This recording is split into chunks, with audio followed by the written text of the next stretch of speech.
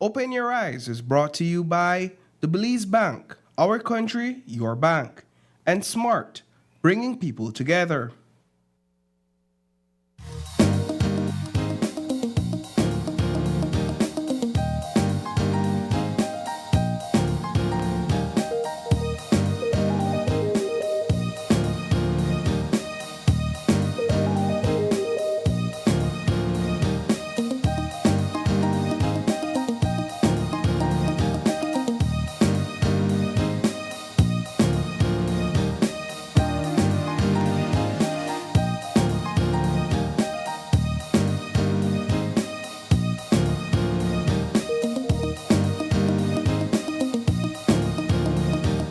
Good morning and welcome to Open Your Eyes. Start your morning right. I'm April Martinez. And I'm Paul Lopez. And good morning, Belize. Good morning, Paul. Good morning. It's Tuesday. I joined you yesterday on Monday. I know you're joining me on Tuesday. Isn't it wild? What's happening? I think we're in the twilight zone. You know, gas prices are going up. I'm here on a Tuesday. You were here on a Monday. I feel like that's just the way we're living now. It's just a part of the life we're living, and It it's is. actually March 17th. It is. So The weather, at least in Belize City, has taken a turn. it's weird, right? It was so hot yesterday. I did the weather forecast You yesterday, did. and I didn't see anything that said rains. It You did said say isolated showers, It and, did. and they were isolated in Belize City. It shows that the weather forecast is a general update. Let's Yeah. say goodbye to TikTok. Yes, before yes, we yes, jump in. yes. I have not forgotten. I was going to let you finish Okay, your train sorry, of thought. But sorry. thank you to our TikTok viewers for tuning in. And of course, if you want to stick around, please join us on live on Facebook and on YouTube. But for now, thank you all so much for joining us this morning. Bye. But yes, Paul, you were so saying the weather update kind of provides a general forecast, but it doesn't give you the specifics, like exactly what time Where it I rain rain. and where I rain. And so you just left up to the experience to figure it out. And then we figured it out between last night and this morning. I woke up to the rains, but I'm not complaining because I'm thankful for the fact that it brought some coolness to the morning at least. I would hope that this coolness persists throughout the course of the day, and that it is not as hot as yesterday. Yesterday I was at the Belize Zoo, and just stepping out. It wasn't only the heat, but the glare from the sun The humidity. was so bad that you have to really adjust your eyes to how bright it is. you weren't I think wearing I need sunglasses. shades. I was going to say you I weren't don't wearing have sunglasses. any. I'm not. I don't use sunglasses. But you know that it's bad for you to be out there like that, right? Yeah, but then it's also bad for you to be hiding these beautiful eyes, right? Oh, Who geez, who Paul. wants to do that? You know what? For this morning's show lineup, this is what we have for you today. In terms of conversations, we have a wonderful Tuesday morning lined up for you all. We're going to start things off with enhancing tourism in Belize's protected areas. Now, that's going to be a very interesting conversation. We also are going to be discussing investing in education through Pathlight scholarships, and we know a lot of students have benefited from those scholarships over the years.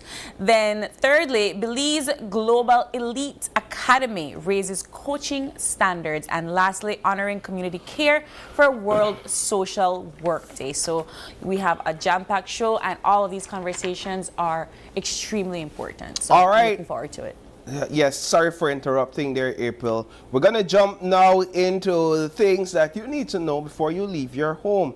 First of all, Prime Minister considers request to return Ryan Joseph Budna to Belize. Interesting indeed. 3-year-old tragically drowns in Punta Gorda. An officer was shot late yesterday afternoon, reportedly amid a Georgeville land dispute. Police charge Llewellyn Link for the murder of Clinton Powell, and Iran's blockage of the Strait of Hormuz affects Canada's cost of energy. And I'll add one more there, and we'll begin with this one. We have an exciting reveal tonight, if you would. The launch of Across Borders. Borders with Sabrina Daly. Exactly. So we've been teasing it through commercials, and I'll be one of the first to say that I gotten a sneak peek. Me too. Right? Oh, you've gotten a sneak peek as well? All right, so the cat's out of the bag then. No, but I think this is a great experience for our viewers. I think that a lot of people don't get out of the country enough. Yeah. And so I was really very, very proud of Sabrina to take you all on this beautiful journey. It's Journey going to where? be journey to different parts of Central Right. America. And so she's gotten the experience. And guys, you know, Sabrina is an adventurer. She doesn't speak Spanish. And so I think seeing No, her, man, she she could get through. She could get by. Yeah. But what I'm saying is that seeing her travel through these countries and having these wonderful experiences, I think it should inspire some people to get out and explore the world around them. More so, it shows, well, let's just set the stage. So, Across Borders was an idea that the company envisioned in line with a trip that Sabrina Daly and Rick Romero took last week. Last year. Last year. Why did I say last week? We were here last week. You all saw us last week. You know we were here. Last year, they took a trip to different countries in Central America and pretty much captured the experiences, the moments, The people. the views, the people, all these things that are worth highlighting about Central America. Yeah. And they're now bringing those experiences to life through this medium, which is Across Border. Yeah. And one of the things I really appreciate about this specific production is the scenic shots across But you can't the be entirety. surprised because Right. you know who's directing this. Well, more than, and I know who is the ultimate Editor. director, the Yeah. man up above, because he's the one, in my view, who created all this beauty and this majesty. And Rick Romero did such a beautiful job of capturing that and then taking that and putting that into this awesome package. And a lot of what is shown in the first episode, which is what I've gotten a sneak peek of, reminds me a lot of home. Yeah. Right? It reminds me a lot of Belize in terms of the landscape, in terms of the weather. There was a pontoon trip experience there, and a lot of it reminds me so much of home. But outside of the scenic views, even the people, they remind me so much of us.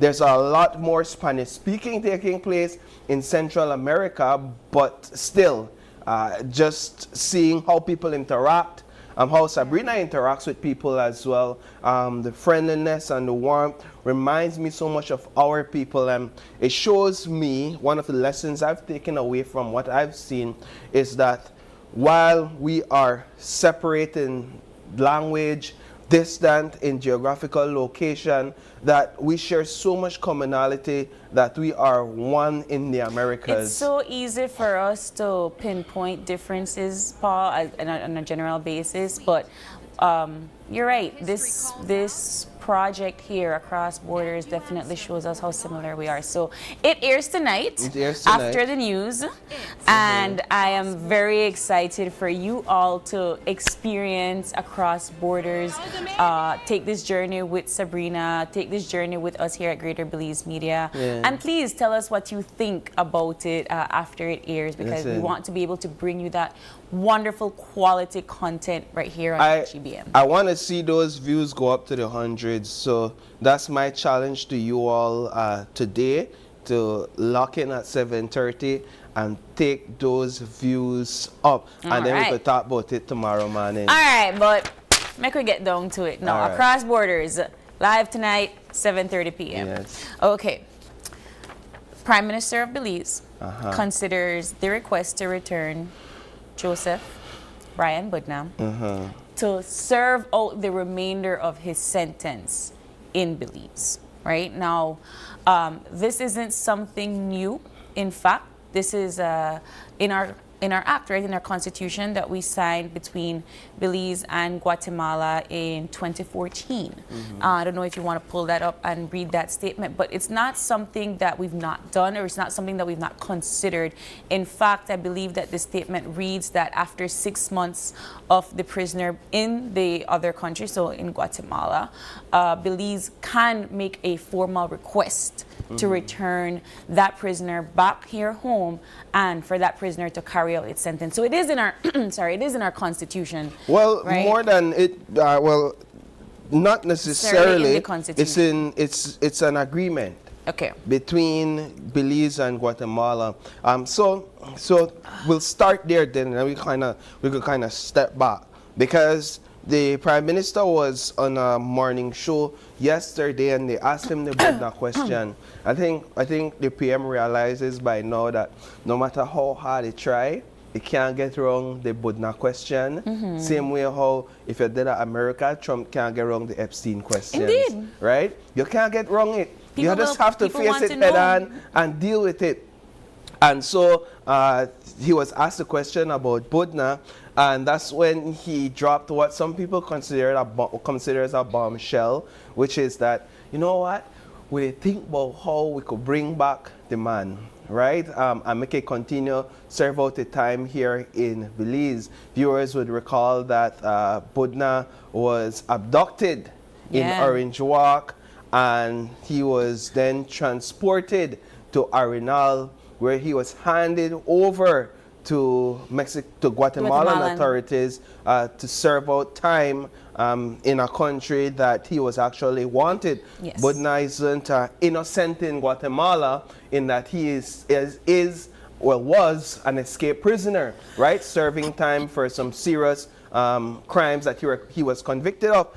And so, following that entire abduction, the state came under a lot of pressure. The Briceño administration came under a lot of pressure, and we were front and center in leading the charge with those probes and with those questioning, pressuring. I remember we pressured the former Minister of Home Affairs so hard about it, to the point that months later they removed him from the Ministry of Home Affairs and they put him in the Ministry of Immigration. So they take him out of the spotlight. Not saying that one has something to do with the other, but I'm saying that the pressure came right before him being moved. Then the Prime Minister was also pressured so hard that he began to ask, almost beg in a sense, and began to argue, tell reporters, make we stop talking about Budna, man. Make we talk about something else. Well, here he comes now, saying that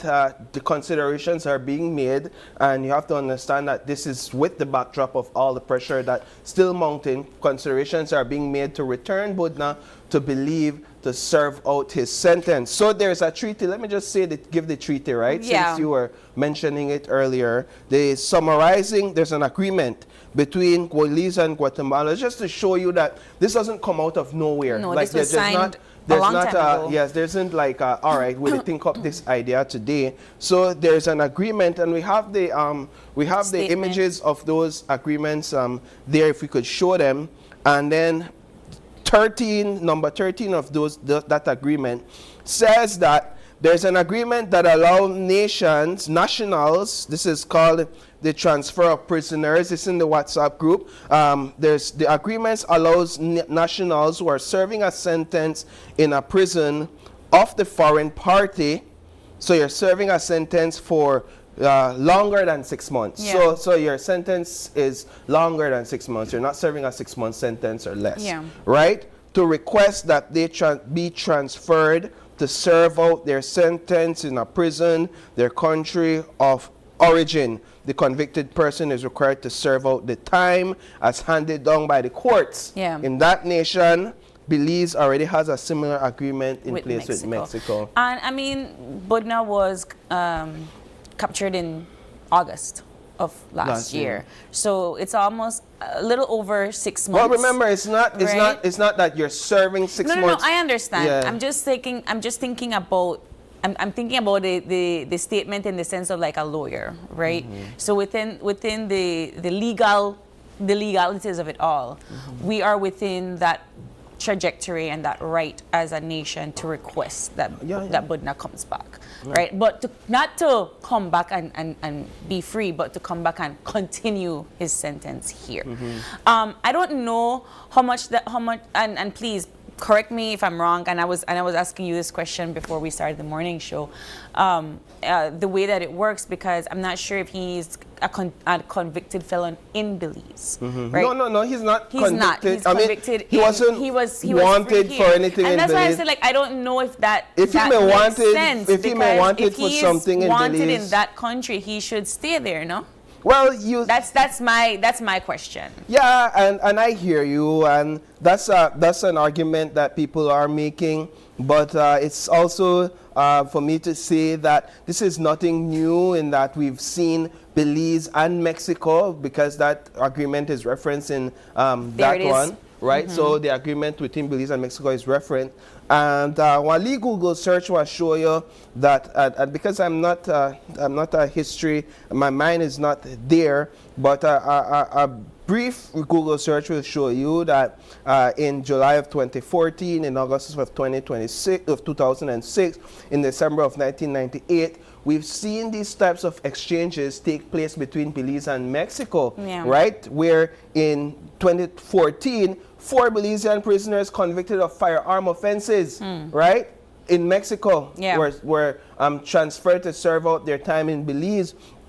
More so in 2006, 3 Belizeans serving 30-year sentences in Mexico for drug trafficking were transferred to Belize to serve out their time. So we've seen it happen before. But the question is, I think the main question we should be asking is why? Why is the Briceño administration considering this? And more But I think you answered that question why already, now? Paul. No. Any answer I have to this question is an assumption. Yeah. Any answer I have to this question is an speculation. So I could speculate that, well, this will likely give the Briceño administration some political mileage. I could speculate that this will likely ease the blunt force with which the public pressure has come upon the administration on this specific issue, because now you can't do away with the issue, but you could kind of ease it by saying, say, we bring back the man.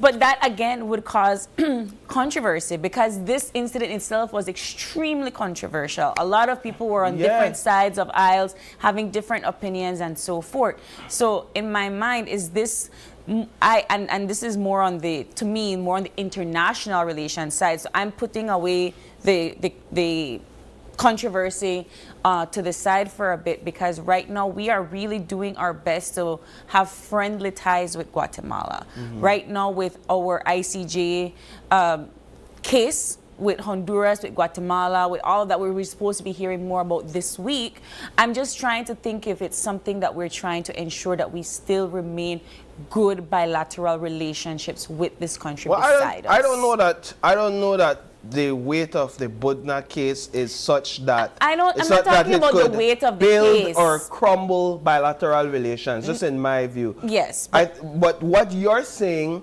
also goes to public sentiments, yes, right? For sure. And what the public is thinking and what the public is saying. But what I think the public also wishes to see is that even if this whole idea is realized, that the investigation into who thief Budna does not fall flat, right? Yeah. So this shouldn't be something where, all right, you bring back the man, we let it go. Make we let this go, because that's what the Briceño administration, and we've heard the Prime Minister say, let it go, man, it's there with the DPP. It shouldn't be that if we do this, that everybody should say, all right, good, the man deserves the time that Belize, let it go. There still needs to be, the probe still needs to, and I understand it's with the DPP, but more so also shouldn't exonerate anybody involved, whether at state level or at private citizen level. And keep in mind, he was suing the government, remember, he was, after his capture, he was over there trying to get his ducks in a row and initially trying to build a case against the government of Belize. Yeah, so there's a lot of angles to look at this. But tell us what you think in the comment section below about this case. I mean, are you still thinking about Hutif Budna? Let us know in the comment section. But Paul, I really want to get into another topic of discussion, and this is more along the lines of the unfortunate passing of the 3-year-old in Punta Gorda. And I only want to bring up one short statement about it. First of all, condolences to the family. This is something that I don't wish on any parent to have to bury their child. It's so awful. I am assuming that there's still more to the story.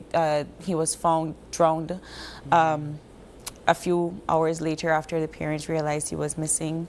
But this is now the 3rd case within a year that we're seeing that a child has passed away so tragically. And I really appreciated what ACP Smith said yesterday in her press briefing, that we are all of these kids' keepers. 100%. And it's so sad that these kids are wandering about by themselves and not a single adult intervened.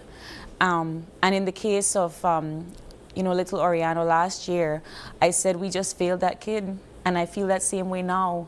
And so I just, the Easter time is coming, guys, please, please, please take care of your kids. And even if it's not your kid, please look out for those kids that are out there. So I just want to put that out there. No, you're absolutely right. It reminds me so much of the Gabriel Oriano situation here in Belize City, and that one hit me hard, because I was very hands-on with that case. Very hands-on with that investigation. I was with the family when they tried to trace baby Oriano's steps or path from Stella Maris all the way to Hanger. And what was gripping to me at the time, and I had shared this, was the fact that baby Oriano had crossed the paths of many citizens people. And I don't know the full details of the situation in Punta Gorda, but it is not, based on my understanding, that this child ran through empty streets, that there were individuals that saw this child. And so it goes right back to what we could do as a society to better safeguard and care for our children. You could blame the family all you want, but I'll tell you something, and I'm not saying you, I'm just saying generally. I'll tell you something, kids, I have one of my own. And they are run. Oh, they are run forever and a day. You have to keep a constant eye on children, and the moment you take your eye off and they feel like they're safe and everything good, that's another case. The moment you left one door open or a gate open, even if it was just a slip of the mind, that could just lead to so much thing. I remember just the other day, my one mistake, if you would, with the door left open and turn wrong, and before you know it, and I make it just land for walking. I'm talking about my I'm aware. She pop where? And she well, just the land, it could run now, and it pop where, and we were aware of what was happening, but at the same time, a neighbor also saw what was happening, and before the neighbor could see a family member, the neighbor saw the child, and the neighbor said, "Hey, at that time, we are already behind the situation." But it goes to show, I'm thankful for that neighbor for being alert, but it goes to show that kids, they behave in this type of way, right? And we have to as a nation, as a community, be more alerted. You never lose the saying. We've never lose the saying through generation that it takes a village to raise a child, and so it's a consideration for us to ponder this morning. So rest in peace to baby Asher Mejia, 3 years old. A mile, I think he walked. So, like you said, takes a village. Let's try to be more mindful. But we are with our thoughts. Our thoughts are with the family at this time. And just as we are wrapping up our conversation, Paul, taking it internationally, I know we were talking about the blockade yesterday and so on, and this is not necessarily just the blockage affecting Canada's cost of energy, but we were trying to link it to how it makes sense here. And yesterday you and I were having this discussion as to why it affects us here in this region so quickly, and what happens with these gas companies and so forth, that they charge prices so quickly, even though those barrels haven't reached our side of the world as yet. And so I was teasing Paul, and I said the algorithm heard me and gave me my answer, and basically stated that, and this is coming from CBC News, by the way. One of their anchors did a very in-depth story on how these gas prices skyrocket in matter of days and weeks in this side of the world, even though we haven't received those barrels as yet. And basically, you are paying for the cost that the company will endure eventually. Right? So what you are paying now is what they will have to eventually pay. So it doesn't matter that fuel hasn't arrived here yet, which does make sense because according to CBC News and their detailed research, the minute one country stops producing, so everybody pulls out from the same oil space, right? So it doesn't matter if one person is getting it from this country or that country. Everybody gets from the same oil space because everybody puts it in like a pool, if you will. So Saudi Arabia puts it in a pool, Canada, the US, they all put it in one pool. If Saudi Arabia stops pouring into that pool, it immediately decreases, right? And so what you're now paying for is the fact that it has decreased, and they're now having to outsource from other places, and or hoping, because oil is not a renewable source, hoping that it doesn't run out. And when it does, they're going to have to jack up those prices again. So they're basically covering themselves before they have to meet those prices. And the pool is essentially the market. Yes, the pool is essentially the market. So market. I just wanted to make that, as I thought it was very interesting, and we'll of course be keeping people updated, because I don't think this conversation is going to stop. We did a story, and I'll just point soon. people to it as we wrap up.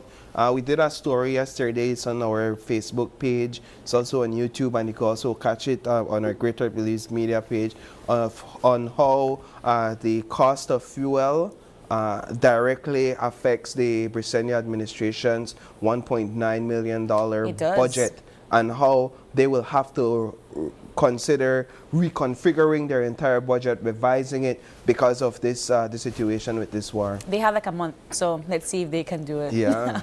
All right, so we move into our Eye on the Weather, brought to you by the folks at the National Meteorological Service of Belize.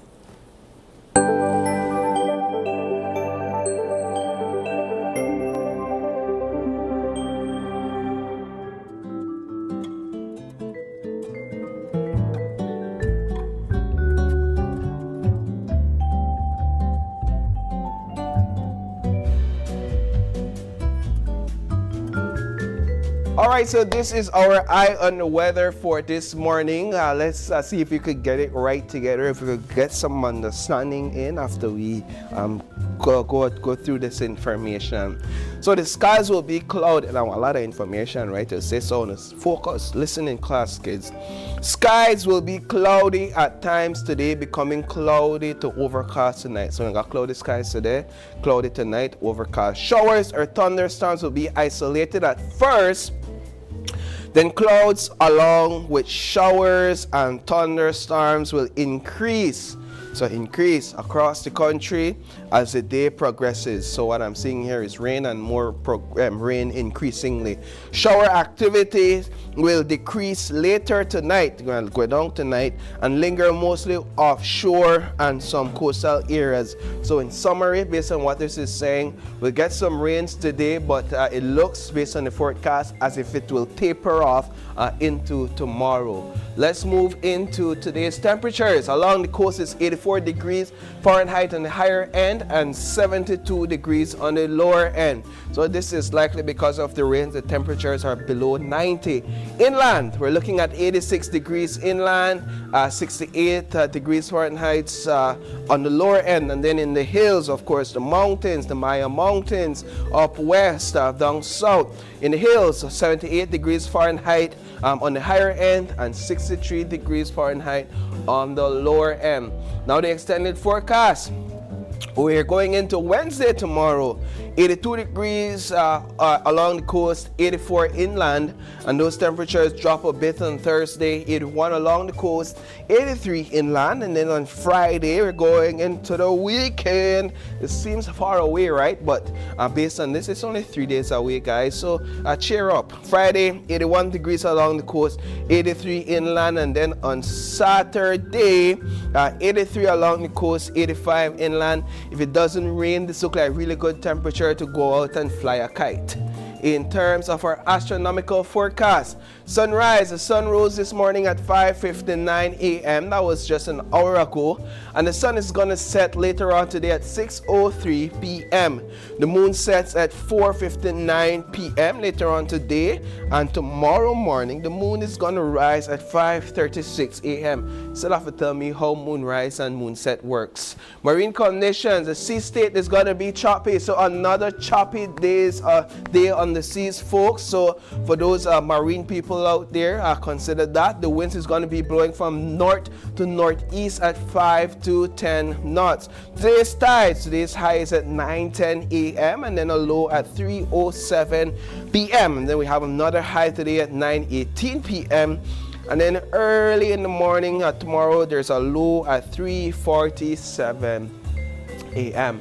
And that does it for our eye on the weather. It doesn't seem as if it's going to be a really hot day today like we saw yesterday, but it does look as if we're going to be getting some rain. So dress accordingly, walk with your umbrella, prepare, and just be ready for what's ahead today. April, back to you. All right, excellent, Paul. We'll get into the moonrise and the moonset later on today. As we take a break, please join us when we return, because we'll be talking about enhancing tourism in Belize's protected areas.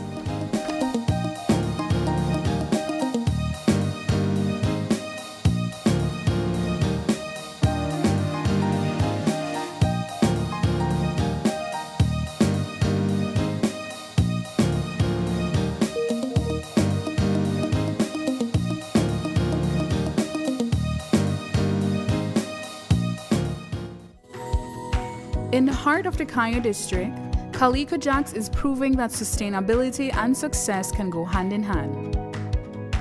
When Calico Jacks wanted to move to solar energy, the biggest difficulty for us was the finance.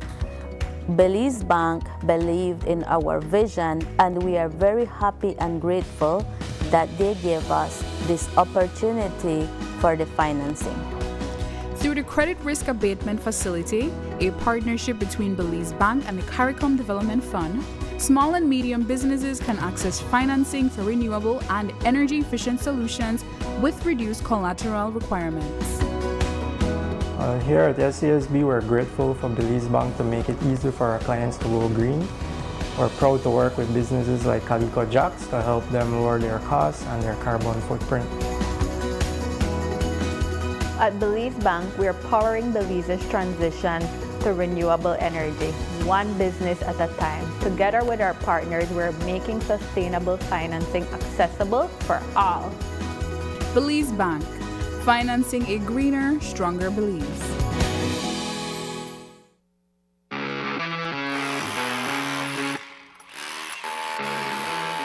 When the job demands more, Milwaukee Power Tools are designed to handle the toughest jobs on the construction site. If it's speed, durability, and performance you need, Milwaukee is the perfect choice. For unstoppable power at an unbeatable price, make it Milwaukee. Nothing but heavy duty. Available at Benny's. Quality and savings.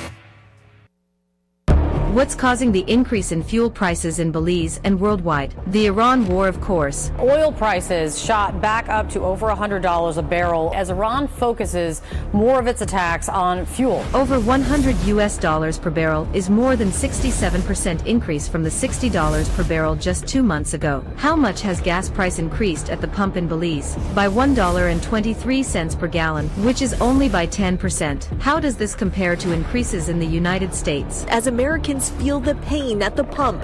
The national average for gas now $3.67, up 73 cents since the war began. 73 cents US would be $1.46 Belize. So the increase in Belize is 23 cents less or 15% less than the average increase in the US, which is 25%. The war is driving up fuel prices everywhere, including Belize. And as the numbers show, the increase is steeper in the US than Belize. We at Fulltech Systems understand that technology isn't just a tool, it's a game changer. At home, smart devices and AI are revolutionizing daily life. In education, tech is making learning more interactive and accessible for students and educators alike.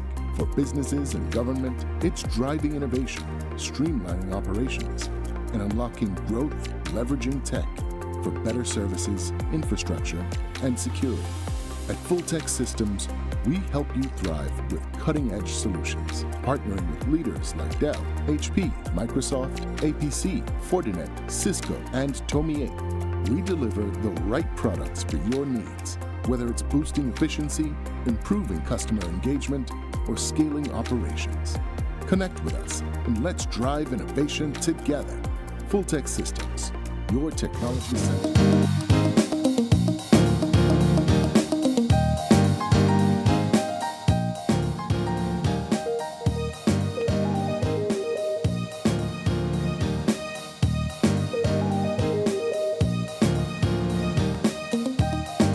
Welcome back. Thanks for staying tuned with us. This is our first conversation for this morning, and it's all about some of the most beautiful locations in Belize. It's about protected areas. It's about tourism as well. And we have joining us on set Conservation Investment Manager over at PACT, Ms. Robin Burns. We also have joining us the Sustainable Tourism Officer at BTB, Erin Gongora. And last but certainly not least, the Executive Director at TASA, Mr. Valdemar Andrade. Good morning. Ladies, gentlemen, good morning. Good morning. It's a pleasure having you all. Thanks for having us. It's unfortunate you couldn't bring a piece of the beauty of what you see so often here, but you've brought your beautiful selves. And I think that is just as good. Except for you, Miss. We have to work It could kind of give trouble. Yeah, but you're invited to come and see the beautiful piece of what you own. No, you've been so accommodating with the media over the years. So perhaps we could start with you just to talk a bit about why the Turnef, for example, is so treasured. Okay, so as you rightly said, right, the protected areas, why we're here is because the protected areas form the backdrop to the biggest tourism products in Belize, right? When you see the iconic blue hole, when you see the waterfalls, when you see the different aspects of Belize, they're all in protected areas that are managed by co-managers and the government of Belize as well, along with the funding from the Protected Areas Conservation Trust and now the Belize Tourism Board. I'm glad that we have done this full circle back to tourism. So these areas really hold the largest barrier reef in this part of the world. Yeah. They hold the best rainforests in this part of the world. And so protected areas also segue with communities, right? And the community engage. So people come to look at nature and engage with nature, but people as well.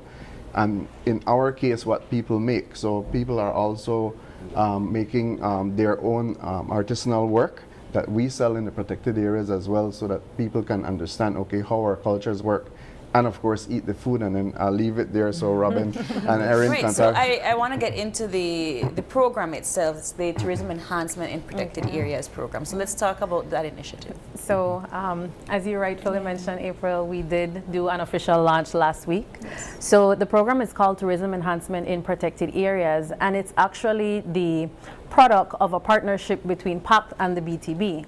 And it was in the works for a little bit as we kind of fine-tuned everything in terms of the selection criteria and how we were going to launch it. Yeah.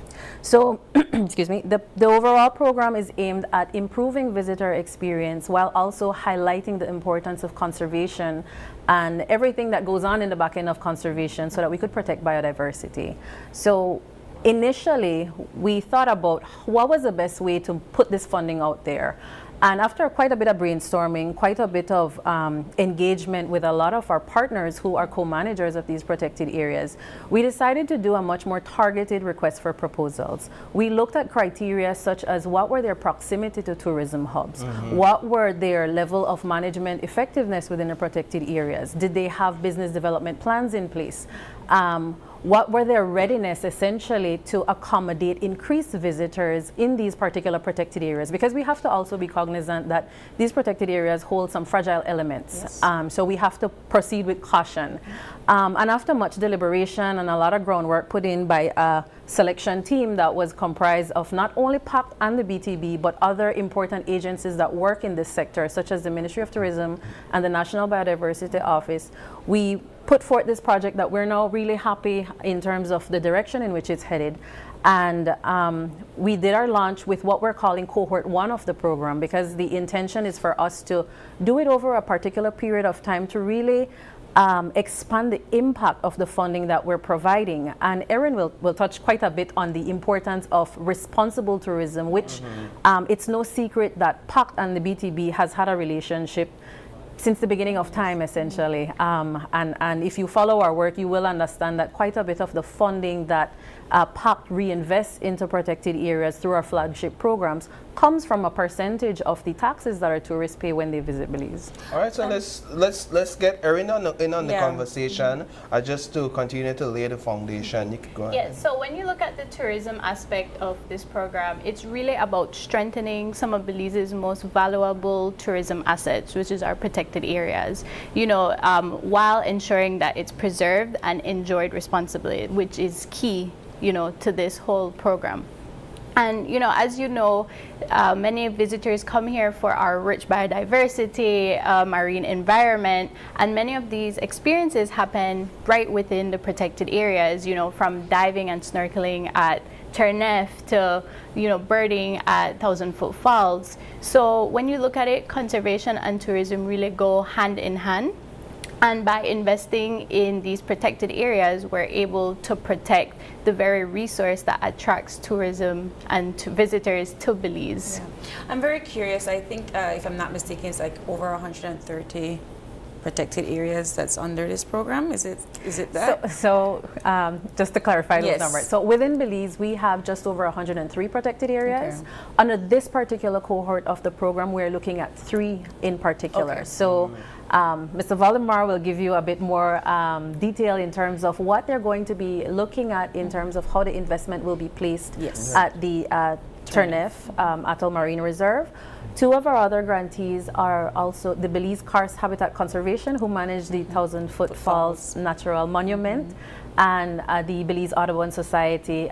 They manage 7 protected areas, actually. So this particular program, they're only focusing on 1, which is the St. Herman's Blue Hole National Park, which is a very popular one. Yeah. So is it, help me understand, if the program is to increase tourism foot traffic to these protected areas, or is it to enhance the product that we have? Let me speak a little bit to that, and I'll answer your question earlier, but I just wanted to ensure that people understand that the protected, we really have a blue and green Disney of the world. And we have to try to sell it that way at the end of the day, right?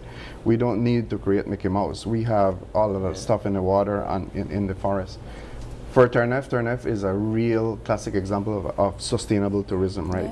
High value, because these are the resorts are there that are very high value, and even the day operators that come there, it's high value, low impact tourism. So we have low numbers generating an amount of revenue, and we can uptake a little bit more in terms of infill, for example, during the summer. So the idea behind the program is how do we have the natural environment, but how do we create the built environment to engage the tourists? So in our previous investments, what we did is we created a trail, which you have been on. So we have a terrestrial trail that takes you through the littoral forest, the mangrove forest, through the canopy, so that you can see the canopy. We also have an underwater trail to story how and what happens on the reef, so that people can engage and understand, okay, this is exactly what the ecosystems are about. And then we had the big, of course, thinking of the width and creating the largest wreck dive site in the Caribbean, an artificial reef that we're creating there to store this, right? And so over time, now we, as this as this program approaches, now we are seeing their ability to generate even more revenue and engage more. I really want to ensure that more visitors can come, but not only foreign visitors, but Belizean visitors. I'm trying to figure out where our team is trying to figure out how do we bring more Belizean visitors to create the ownership for Turniff. And you said, you know, what is special about Turniff? And actually, I ask myself every day when I go there, and I was just there yesterday, you know, what is not special about Turniff? You know, because, you know, when I took one of our partners with 2 of their board members out there yesterday. This is a new partner that we are engaging, and as soon as we cross into that blue water, they were like odd, you know, and that's they didn't even see anything yet at the end of the day. And so that's the kind of I would like every Belizean kid, every Belizean family, every Belizean to come and see. So this will give us the infrastructure to dock the boat, for example, at Margaret Key, and then you can alight, have a barbecue, and create the environment for you to engage with that natural environment, and to show you what we have, and store it in a conservation approach so that you can understand that you can really be there. And Turniff is big enough that we can engage an amount of people without creating any havoc on the environment. Same thing for Calabash. We're going to put in an engagement center where we can engage with the visitors, but also sell you paraphernalia so that we can drive revenue to put back into enforcement, to put back into science, to put back into stakeholder engagement. And that's from these funds? That's from these funds. We are getting $290,000, but it's strategic. So these monies, we have monies, but the monies weren't complete to do certain things. So on Kibokel, they're helping us finalize our conservation outpost. And we cannot do anything if the guys don't have somewhere decent to stay. To manage the tourism product, to manage enforcement, to manage stakeholder engagement. So they get a place now. So they now with this, they finally will get a place. I've been promising my guys for years and years, right? And every time I say, I give them a more or less a date, and this time I haven't given them a date yet. Don't make no promise on TV. To kind of add to that as well, Paul. Part of the process of this was that rather than open up just a general call, we did a very targeted request for proposals. So in terms of the criteria that we were looking at, we were able to shortlist candidates such as TASA, who have this amazing tourism product that they've been working in conservation for so long, and it was just minor elements that maybe they weren't, they didn't have available through perhaps unrestricted funds, through other funding mechanisms. So by providing this, it's kind of like a low-hanging fruit approach where, as Valdemar said, this was just a little boost that they need to really take that tourism visitation enhancement to the next level. Just minor things like putting in a gift shop, ensuring that they have the necessary infrastructure for his team to be comfortable so that they could really do the work that they're going to do. And then as we expand across the other grantees, we are going to be looking at some of them, like for example, St. Herman's, they're going to be doing some trail upgrades. Those trails have been there for many, many years. But obviously over time, these things do need to be upgraded to ensure visitor safety. Erin keeps us in check on that, right? To ensure the comfort that visitors have, so that at the end of the day, it's really a memorable experience that they can take in while they can really appreciate the biodiversity that Belize has to offer. I think my skepticism comes a little bit, and this is more along the lines of archaeological spaces, right? And how you all would manage, and I'm glad you said it's a small cohort, it's more like a test drive to see how it's going to work out. Monitoring and evaluating persons and traffic, responsible tourism, ensuring that you keep that beautiful pristineness beautiful and pristine, because the more we trample over it, the less pristine it gets.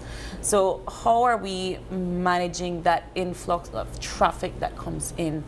So if I can answer both your questions, because you had an earlier question about how do we sustain this, and actually this, and you know, as I said to Robin, you know, through this program, this is really about us sustaining ourselves and driving revenue for ourselves. So I have to come less times to PAC. I'm hoping that one day I never have to come to PAC. I don't know if we'll have that day soon, right?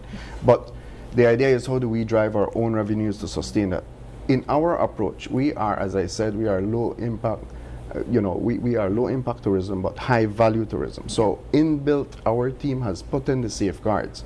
So we have areas where we allow visitors to go and areas where we don't allow visitors to go. We have areas that are put in place so that, and we have a maximum amount. For example, in Calabash, we don't take more than 45 people at a time. 40 is like our cutoff, right? 5 is, you know, if you have crew, that kind of stuff. And so to manage those, the same thing for Kibokel, we have a certain amount of people. So these things are not only limited by the natural environment, they're limited by your built environment. So if you only have a certain amount of bathroom, if you only have a certain amount of space, there's only a certain amount of grey water and sewage that you want to put anywhere, and we have that managed as well through this program as well. So there's a lot of attention to what you're saying, because Belize has marketed itself as a sustainable tourism destination, and in fact we're going to have the conference pretty soon. And so at the end of the day, we have to ensure that these things are checked, double checked. And just to let you know, we go through all the permits and all as the same as any development at the end of the day for these things. So those sustainable items are very fundamental, and actually that's the hardest part of this, right? We could get out and build tomorrow, but that's the part that takes the longest. April talked about influx, but I think before you get to influx, you have to increase the traffic. You have to increase the amount of tourists that actually have a desire to go to and visit these areas. I don't know what's the numbers at this point in time, but a part of the investment, I would imagine, is to do that. How do we go about doing that? How do you go about attracting more tourists to these protected areas? Yes, so when we look at everything in a whole, all the investment, you know, the upgraded infrastructure, local capacity development, it's all aiming at increasing our guest experience. You know, once they come in, they have a great time. You know, you have the nicer infrastructure, you know, you have a safer and more engaging product, then you'll attract more persons. And also with the help of marketing also, you know, once they're already product ready, then we can push it out to our different marketing agencies, and you know, we market it ourselves. Let's say you were talking earlier, Robin, about having your other stakeholders in collaboration with you all. For example, like Audubon, I believe they sustain the St. Herman's Blue Bowl, and then we have the others, I forget. Belize Cars. Yes, for Thousand Foot Falls and so forth, but that's also in like the Hidden Valley area, right? So all of these different spaces that connect, who then generates that revenue, and who is the one that manages it at the end of the day? So that's a really good question, April. So I think one of the things that we have to look at is the differentiation of the product. So while you have the resorts like Hidden Valley and all these others that may be in proximity to where the falls are, there is a particular pull that I think Belize Cars will be able to attain because of what they will be implementing with this particular project. So I don't want to give away too much and steal Aaron's thunder, because he'll be on some shows this morning, this week as well, sorry. But when you look at Thousand Foot Falls, it didn't have a co-manager for a while. That's true. BKHC, as we call them for short, we're in a sector that love acronyms. BKHC recently got co-management of Thousand Foot Falls in late 2024. And they've done a quick turnaround in terms of trying to get it back in the spotlight. So their particular project are going to be looking at refurbishing a building that has been there and underutilized into a cafe. And I think that's the face I get from everybody when I share that. I would love to have coffee by a fall. Exactly. Everybody keeps saying how much they would really enjoy that experience of just drinking a coffee and looking at the Thousand Foot Falls. They're also going to be looking at some elements of glamping, which our funding will be complementing. So for the people who don't want to be in the fancy glamping, resorts, they want to do glamping. They want to be in these high-end tents and have a bit more interaction with the outdoor elements. So it's really about the differentiation of the product, and everybody comes for something different. You know, Erin is talking about how we make sure that these products are seen and how we utilize marketing to garner more visitation.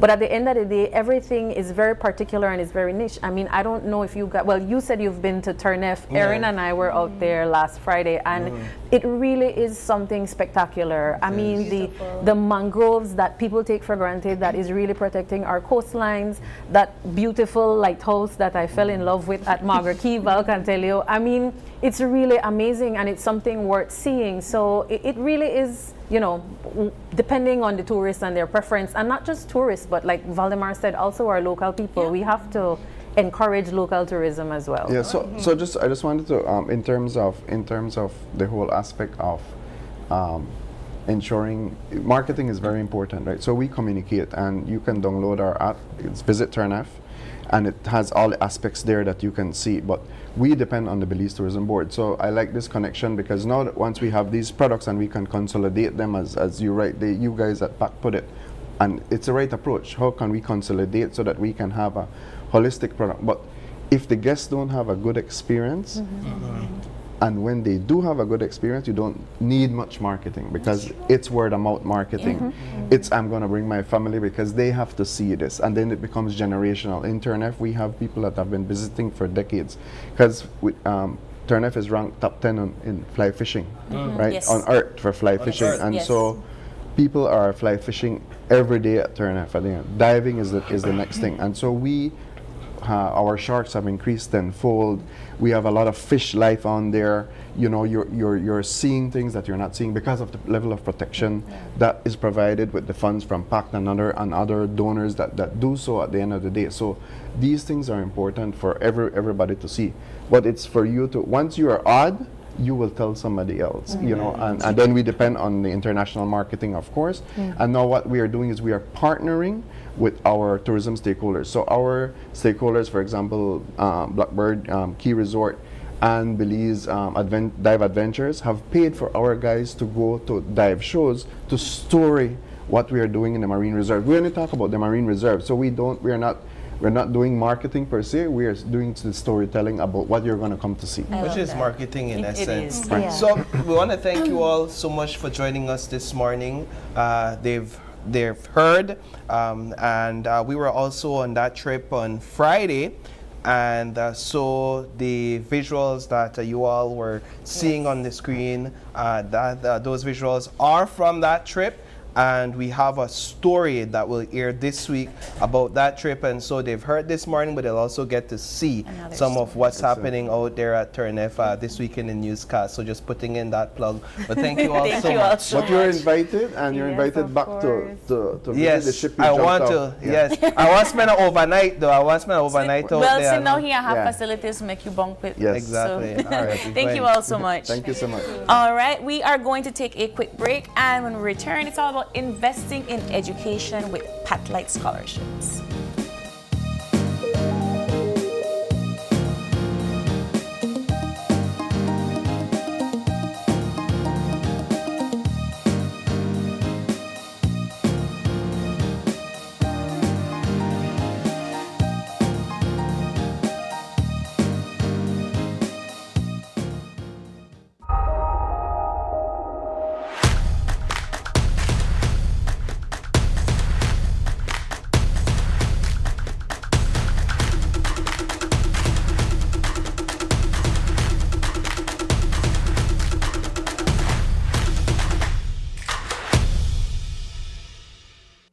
Fans are filling up the gyms to see exciting NEBL games.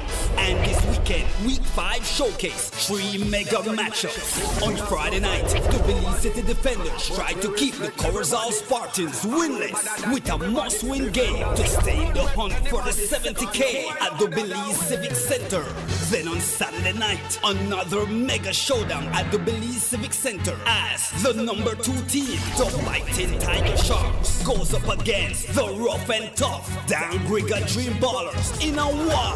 And in Cayo at the Victor Galvez Stadium, who run the West as the rolling Cayo Western Ballers goes up against the Belmopan Trojans. The NEBL Girls giveaways along with the National Sports Council halftime $5,000 shooting challenge. So this weekend, make it another NEBL weekend, sponsored by the Government of Belize. Haven't updated your information recently? Well, kick off the new year as a winner. RF&G Insurance is giving you a free chance to win every month. Entering is easy. Just chat with us on WhatsApp and update your information. That's it. You'll be automatically entered into our monthly raffle for a chance to win awesome prizes. Don't wait. Message us on WhatsApp and update your info today.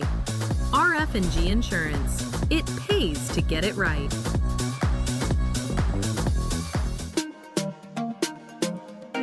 Smart for everybody. Smart leading everything.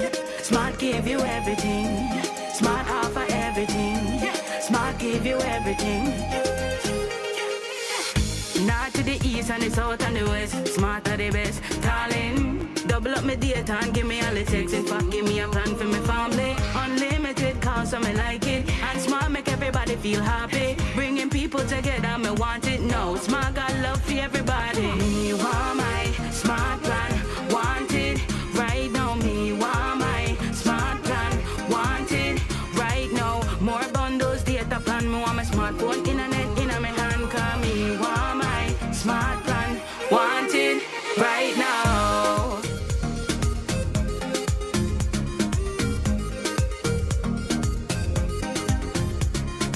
Smart. Stay connected. Stay happy.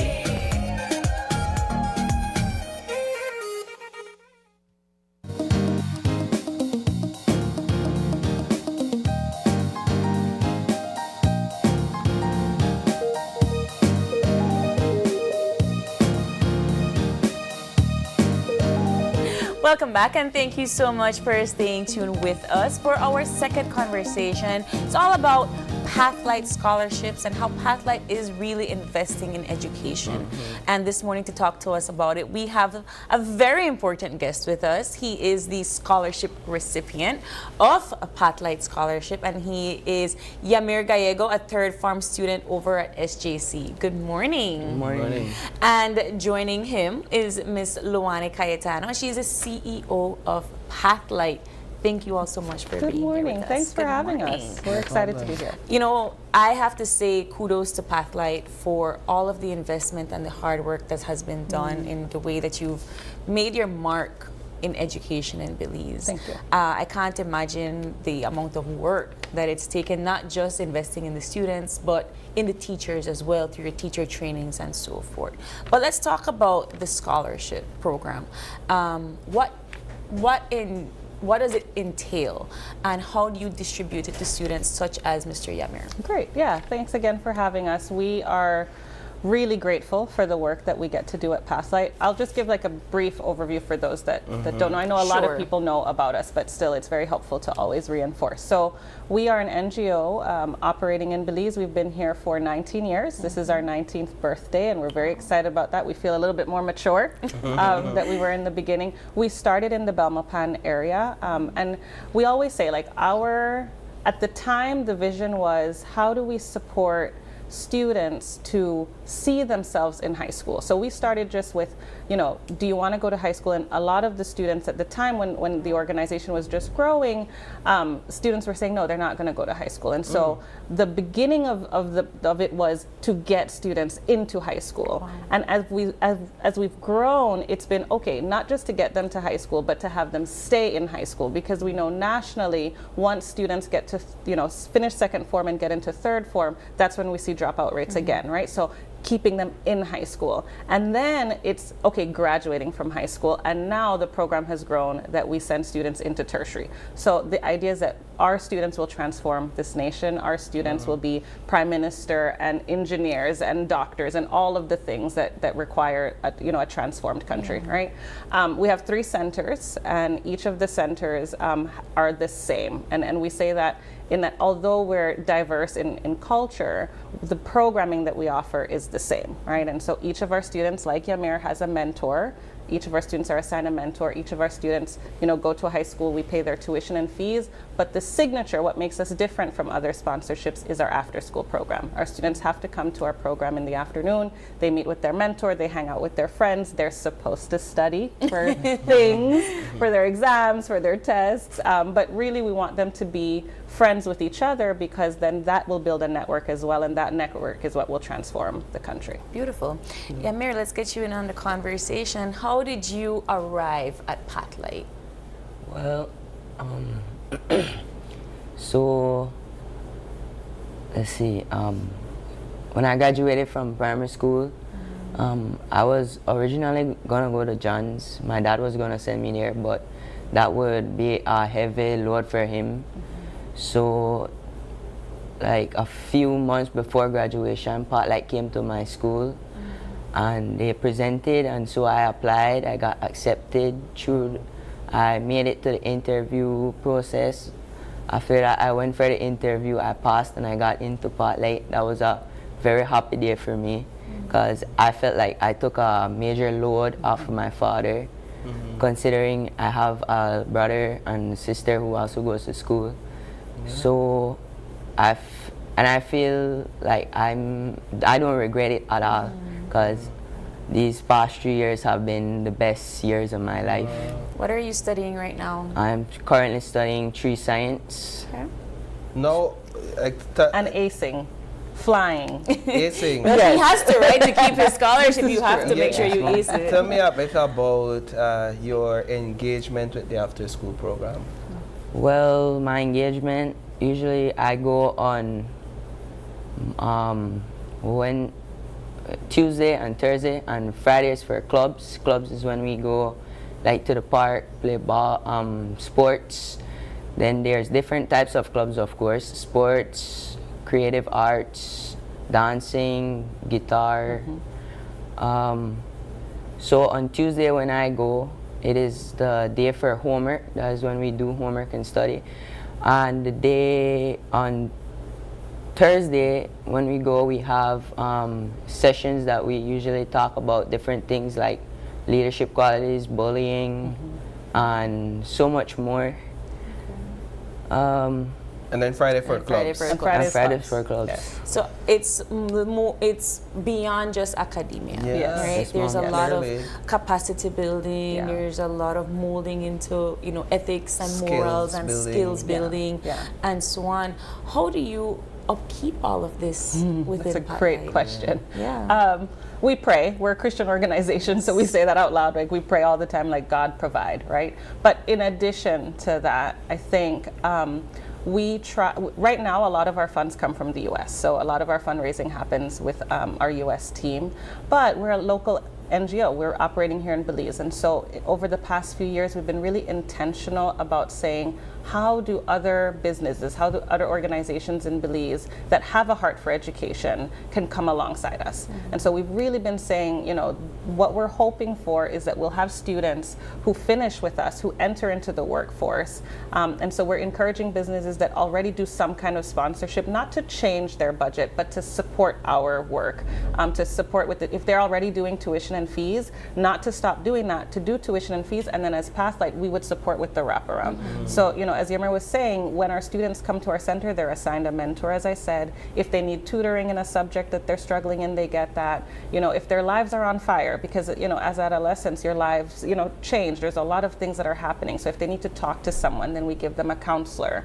And then, of course, they have their friends, right? They network amongst each other. They support each other. They push each other. They don't bully each other, right? And so for us, we're trying to get, and we do have Belizean organizations that have bought into what we're doing, because they already were passionate about education, and the way that we do it is very holistic. So they have to have the good grades, they have to be academically driven, but we also really want them to be formed. We want them to be, citizens who have a passion for Belize, who love Belize, citizens who care for each other, who know how to share, who know how to make ethical and moral decisions, right? Because they will transform the nation. So we really try to get, businesses that already are doing something with education to partner with us. If they're already running scholarships, how can they then, pay for our students, and then we provide the wraparound services? Or if they just want to do a one-off project around leadership, or a one-off project around something on engineering, right? We've had companies that come and say, all right, we'll pay for those sessions over a period of time, and then we'll also take the students on a trip, right? So things like that, how organizations want to get creative with us, we're super open, because it takes a lot to run one of our centers. So talk a bit about the scholarship program. Yeah. I gathered that you all are opening for application? Yes, we are. So each year, and as Yammer said, we go to schools, but we also come, when you're willing to have us, and thank you again, to just share that our application process is open. And what that means is that, if you are in Standard 6 and you've had excellent grades 4, 5, and 6, then you can apply into our program. And if you have high financial need, if this scholarship will make sure that you get into high school, right, that it will take a financial load off your family, we have a way in the application where you demonstrate that. And then there's an essay, just because for us it's really important to know that not only is the student academically driven, but they're academically driven for a purpose, that they want to do something for Belize, they want to do something for their community, right? The closing date is Friday. It's the 20th of March. And so this is the time, if you haven't done it, complete your application and submit it to us. So I know that you all have just the 3 centers in the country, but can anybody around the country apply? That's an excellent question. We get that all the time. So at the moment, you have to apply. You have to be from a surrounding area where our center is. And the reason is, as Yamira said, you have to come to our center after school, right? And also we have activities over the weekend. We have activities for parents. We support teachers. So if you're in a surrounding area near our center, that's fine, because we will support you to get back and forth from school in our center, right? Our dream, and so you can continue to promote this for us, is we'd love to be in every single district in this country, but it does require that businesses come alongside us to do that. What is one of the main things you've gained in life from this Pathlight journey? Well, I've gained many things, not only financial support. I have gained the confidence to speak. You're doing well. Yeah, that's good. Also, there's like a program that is internal to Pathlight that we call leadership, is whereby you apply in like second form to do projects to help out and give back to your community. In second form, we had to do a project whereby we went into the community and identified a problem and we fixed it. Pathlight provided, I think it was $200. $200 for the project initially, and we had to raise funds to do our project.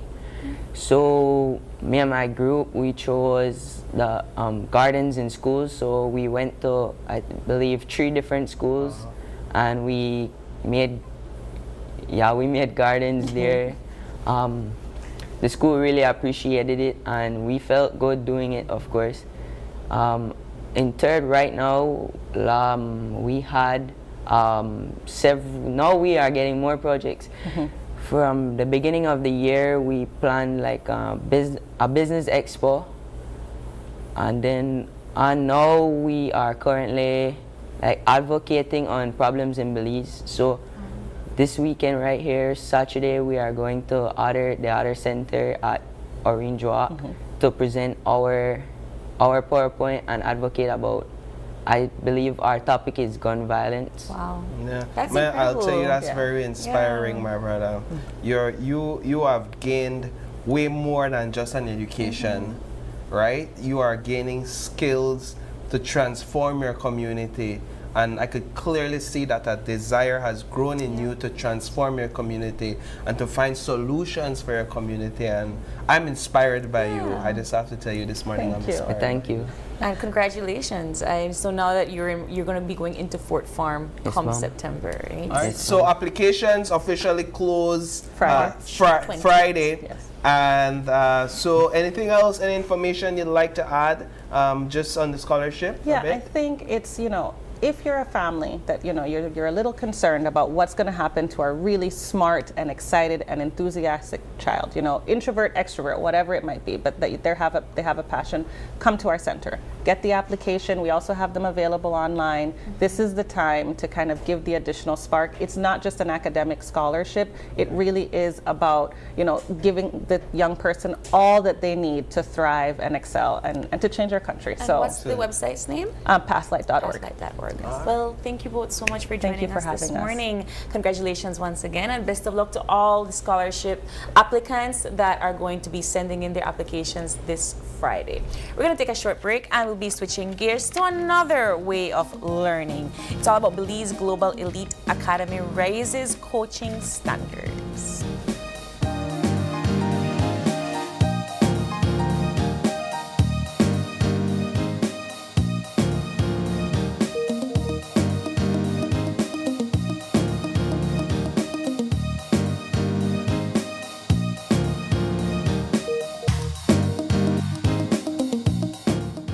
the increase in fuel prices in Belize and worldwide. The Iran war, of course. Oil prices shot back up to over $100 a barrel as Iran focuses more of its attacks on fuel. Over $100 per barrel is more than 67% increase from the $60 per barrel just 2 months ago. How much has gas price increased at the pump in Belize? By $1.23 per gallon, which is only by 10%. How does this compare to increases in the United States? As Americans feel the pain at the pump, the national average for gas now $3.67, up 73 cents since the war began. 73 cents US would be $1.46 Belize. So the increase in Belize is 23 cents less or 15% less than the average increase in the US, which is 25%. The war is driving up fuel prices everywhere, including Belize. And as the numbers show, the increase is steeper in the US than Belize.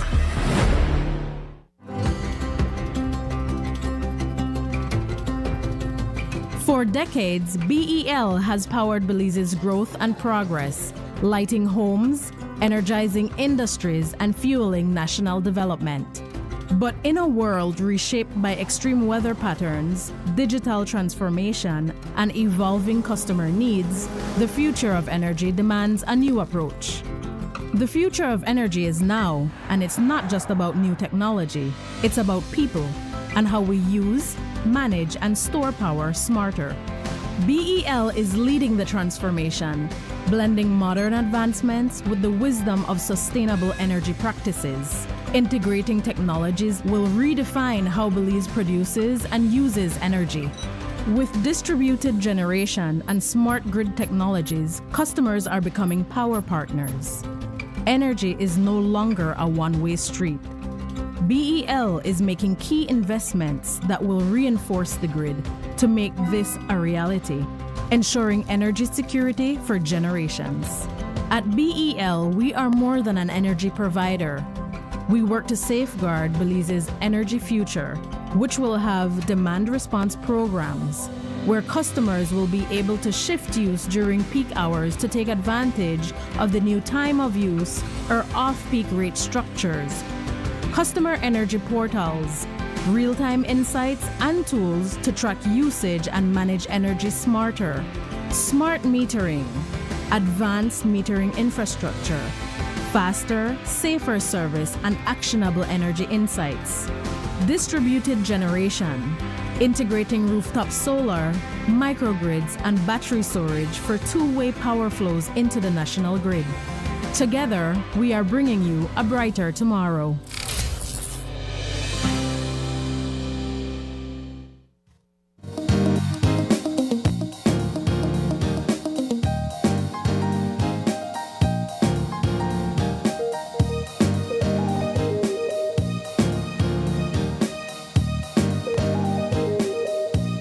Alright, so earlier we had a conversation about coaching up the next generation of students. Right now, we're going to talk about coaching up the next generation of coaches, or this generation of athletic leaders. And we have joining us the Belize Global Elite Academy as they seek to raise coaching standards in Belize. Joining us on set is coach and clinic facilitator Roscoe Reese from the Belize Global Elite Academy. We also have coach and clinic facilitator Mr. Brad Neal, as well as female football coach working to become a basketball coach, Ms. Sakina Lopez from the Belize Global Elite Academy.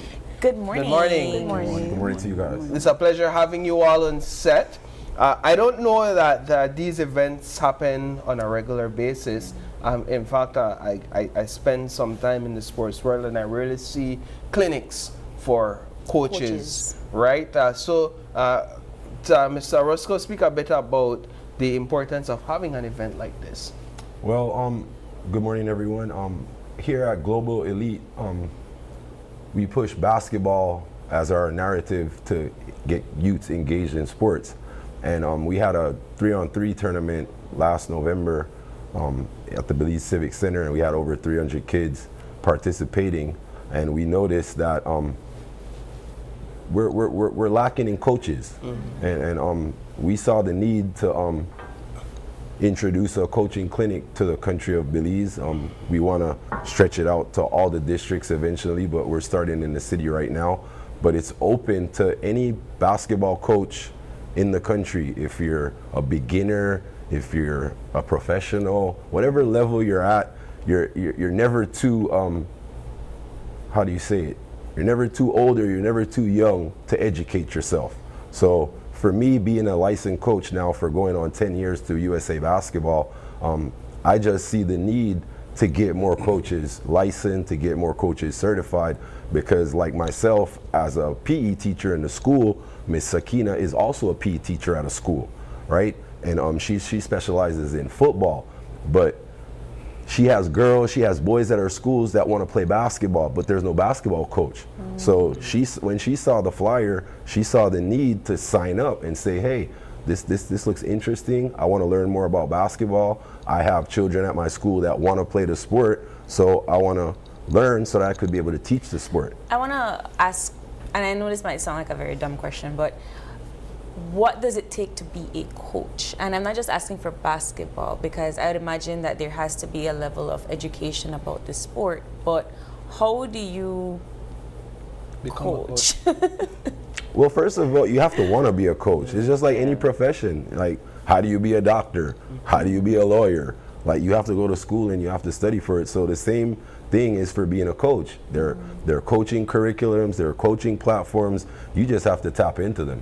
Yes, so Mr. Neil, I'd like you to jump in on the conversation to talk a bit about how this clinic will increase or build on the skills that coaches have in Belize. I think it's a very important question. For a long time, the coaching and the requirement for coaching has been sort of a gap that we're trying to fill right now. And we believe the importance of having people have the knowledge of the game, the importance of the question you asked earlier, to vet, to make sure their background is qualified to coach our kids, because remember that females are involved in this as well. And the growth of the female side of basketball in Belize is something that we're really interested in. Of course. We've had great female basketball in the past, and we want to revive that again. And it all starts in the primary school, where Ms. Kashish is at. And we just believe the importance of coaching is that you got to have a good knowledge of the game, how you could transfer that information onto the younger players. That's the most vital part of the coaching aspect. Miss Sakina, you coach a female football team?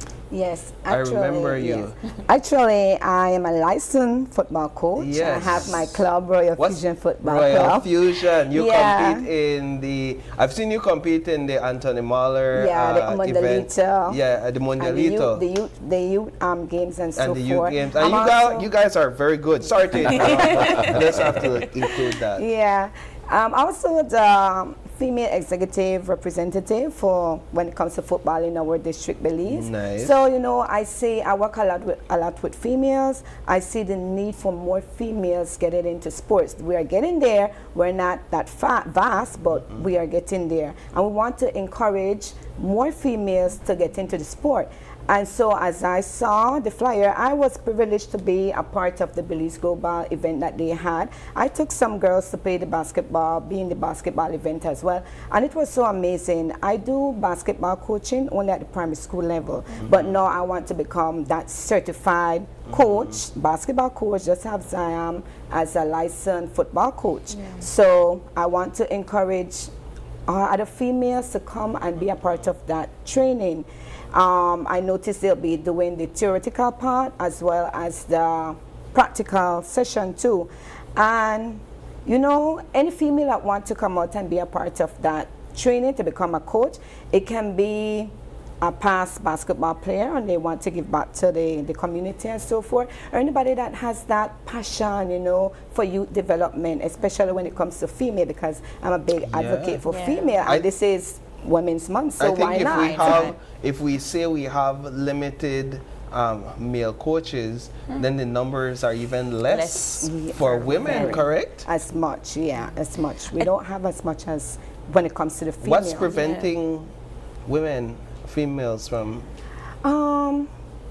I always think about that question, you know, and I try to figure it out, try to find and so forth. But it starts from the younger generation. You know, that what we will say, that stigma, stereotype about, oh, sports are for males and not female, but sport has no specific gender, For sure. right? I think I could take it a step further. I don't know about you, Paul, but when I was in primary school and high school, your PE teacher just basically used to make you run amok, right? Like there is no structure. There is no structure. I know that there was a theory, but you can't ask me to go out there and play basketball because I have zero hand-eye coordination to do it. So this sort of programming and training for PE teachers that are not coaches, it's open to any and everybody. Yes. What sort of or types of facilitators will you be having to work on? Who are you bringing in? Well, for the online platform, we have a couple coaches from the States that will be via Zoom or Google Meet to give some of their knowledge about the game, So there's as well as local coaches like myself, Coach Brad's. We spoke to Coach Bernie Tarr. I think I spoke to Coach Bovell and a couple other senior coaches to be a part of the clinic as well. But most of our information comes from coaching platforms that we are affiliated, like USA Basketball, Gannon Baker, and the World Association of Basketball Coaches. That's the FIBA platform. So we have a lot of information that we want to share with coaches. It's great information. We hope that the coaches, they see us on TV and they sign up. Right now we have about 20 coaches signed up. I would say about 7 to 8 females and the rest are males. So there is room for more. And we really want coaches that maybe you don't have a basketball program, but the coaches that do have basketball programs, we want those coaches, the youth coaches, to sign up. We think it's very beneficial for them. The information is priceless. And eventually we could get to the level where we could get coaches licensed and we could get them certified. Is there a certification attached to this training? Yeah, at the end we want to set you up where you could do your USA Basketball license first. I know through the Basketball Federation they're trying to set up the platform to do the FIBA licensing. Right. That's a little bit more advanced. It's a lot more stricter. So to us, or to myself, USA Basketball is really the beginner platform. It introduces the sport to you from the beginner level, intermediate, and then it takes you up to the advanced level. But the information is priceless. And also what they offer you. You get offered to go to like 6 to 8 coaching clinics in the US. You have to pay to go to the clinics, but once you get to those clinics, the people that you are around are straight NCAA, NBA, WNBA, top colleges in the US. USA Basketball gives you the opportunity to get your certification through the NCAA. So now you could start taking your teams, more advanced teams, to play in certified NCAA tournaments in the States. You get invited to USA Basketball Gold Camps, where you could take your primary school boys and girls to a camp, a 3-4 day camp in the States. They're located all over, and you're in a USA Basketball setting. And you get to go to a summer tournament in the summer. They have one on the East Coast and one on the West Coast, and they deal with 6th grade to 9th grade. So you do the math in Belize. That's what 6th grade is, what, like standard 4? So like standard 4, standard 5, standard 6, all the way up to like first form. Yes. If you're a licensed USA Basketball coach, those are the things that you are offered. And how can people sign up? We have a Facebook page, we have an Instagram page, the Belize Global Elite. You could email us at BelizeGlobalElite@gmail.com. I don't remember the phone number, but there's a phone number on the flyer. It's a state's number. For you, Mr. Neil, just to kind of round up the conversation, why should coaches sign up? Our coaches need to sign up because Belize grassroots really needs to get coaching on board. For us to grow and develop as a basketball country, and remember, basketball is the #1 sport in this country, we need to have more certified people. You have to have certified coaches to coach the kids. if people understand and the importance of coaching, then the kid's going to be proper prepared to play the game. And remember, this is about not only preparing you here, but preparing for life. Basketball is a sport, is a discipline that we can use to really get our kids involved in a higher level education, higher level learning. So that's what we're looking at right now. And meeting our kids at our PE system that's in our school, as you clearly, Miss April just said, is that if our kids don't get the proper training, that opportunity, and let that become a part, maybe hopefully for our school curriculum, that we have certified people giving our kids PE classes. That's our goal. That's our ambition. That would be amazing. We're looking at things like that, so that platform is there so kids can learn the game properly under the right coaching, and that would develop our sports across the country. I love that. I just wanted to have a little bit more of clarity. So the April 19th is the virtual component. It's an all-day No, session? not an all-day session. Okay. It's like a 2.5 hour session. It's like an introduction on the 19th. And then on the 25th is an in-person from 9:30 in the morning till 4 in the afternoon at the hub. We're providing breakfast and lunch for the coaches that are signed up, and it's just going to be a full day of just knowledge, learning more about the game. Wonderful. Well, thank you all so much for joining us this morning. And of course, they can go on to Belize Global Elite Academy on Facebook, Instagram, and there's a Belize Global Elite Academy at gmail.com. Yes, an email address. Awesome. Wonderful. Thank you all so much for joining us this Thanks for having us. Thank you.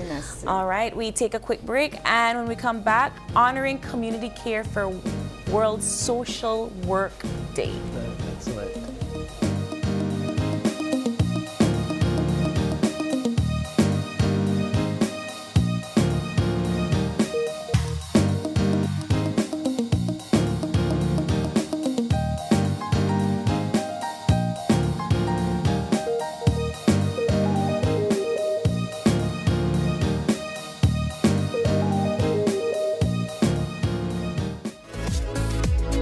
Man, that's me. My data done, and I really need to get my order out today. Really? Well, you can join our smart group plan. Really? How that work? Easy, let me tell you. Whether it's family, friends, or your small business, we've got the perfect plan for every group. More members equals more savings, more connections. Smart group plans bring the connectivity you love to you and your circle. No one gets left behind. Explore Share One package option and add on unlimited data, calls, and SMS for the entire group for less than $50 per member.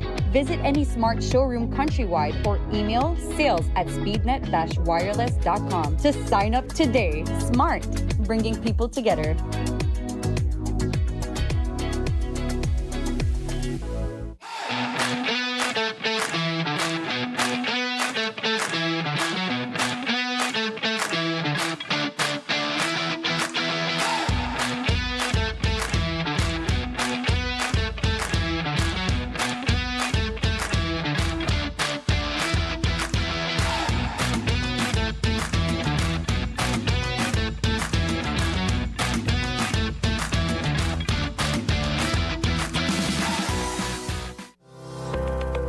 Galenia Hospital, located in Cancun, Mexico's premier tourism destination, is a state-of-the-art healthcare facility that provides highly specialized medical services. We are Quintana Roo's biggest private hospital with board-certified doctors and staff. Some of our services include cath lab, adult intensive care unit, neonatal intensive care unit, emergency rooms, operating theaters, ambulance services, and more. We are a medically accredited hospital by JCI, Accreditation Canada International, and General Health Council, providing extraordinary care in every specialty, from our cardiology department to our neurology center. We are focused on treating the entire person, body, mind, and spirit. Contact us at medicaltourism@hospitalgalenia.com or visit our website at www.hospitalgalenia.com. Come to Galenia Hospital in Cancun for a truly personal medical care experience.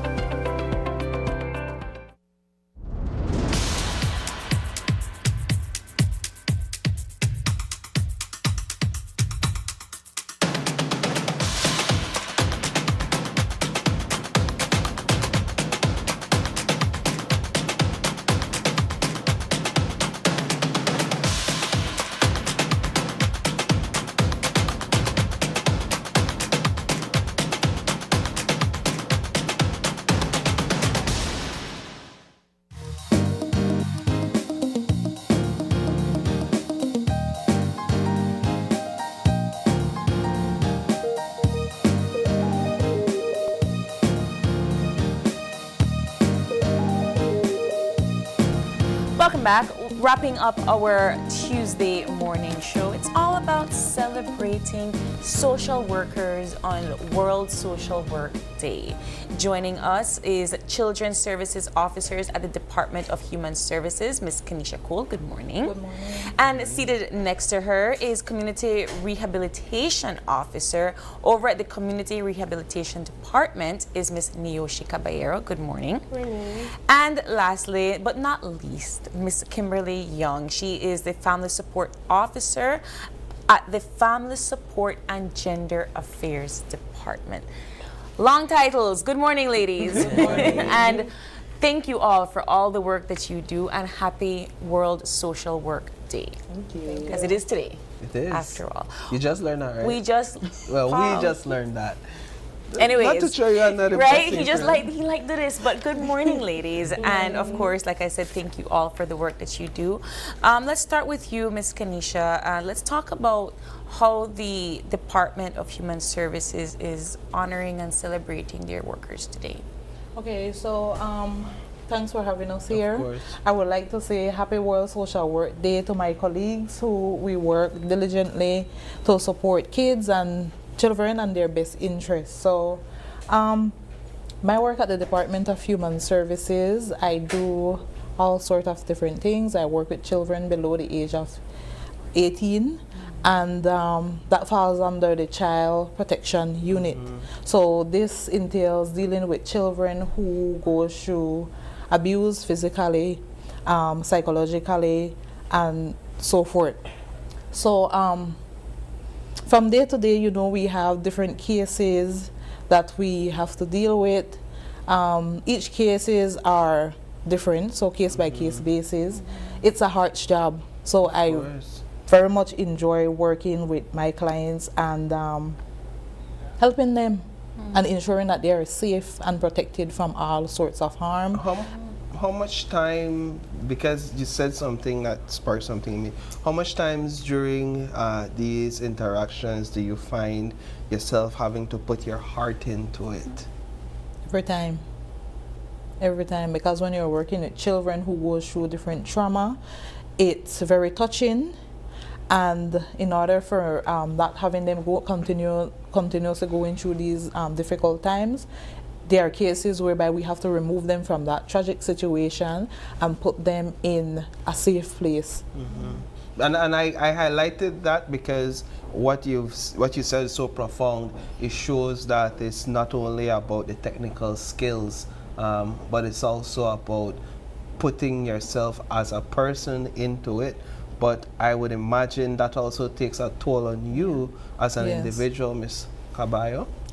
So at our department, at the Community Rehabilitation Department, I work along with kids mostly who come in conflict with the law. So kids who would be charged and those sorts of stuff. We also work with families and other children, not only the one that come in conflict with the law, but we also help them to let them know that they have a voice, because sometimes they feel as if though, because they get in trouble, the world end for them there, right? So I work it mostly kids between the age of 12 to 17. Is some of that work behavioral modification? Yes. We have kids with behavioral problems, not necessarily because that is what they outright come with, but because of the trauma, like Ms. Cole shared, that they experience and stuff like that, and we help them. We have counseling, and we have different programs that we would enroll them in to let them know that you can change, because some of the kids just need that helping hand to let them know that I can do better. But what mindset do you have to have as a social worker to see beyond the trouble, beyond the classifications from society? Well, I would have to meet them where they're at, right? Not because their parents is telling me, oh, miss, in order to listen to me, in order this, in order that. I can't go on what the parents is saying. Yeah. I have to know, Like, I have to have that conversation with that child, and I have to build that rapport. To me, I love interviewing my kids because that's when I get more of my information, and that's when I feel that they're comfortable to talk to me. Like, you know, miss, this is what is happening. They don't feel open talking in front of their parent, but that moment they have that alone time and they feel that they can trust you, that's when you get everything from them, and that's when you build that relationship with your client. That must take, and for all of you ladies, it must take a tremendous amount of training to be in that space, because you're creating a safe environment for your clients. Let's get Miss Kimberly Young in this conversation, because you are family support. So you're not just dealing with one case. You have to ensure that everybody is happy, right? Happy. Right. Happy is a very loose term, but I do work as a family support officer, which is self-explanatory.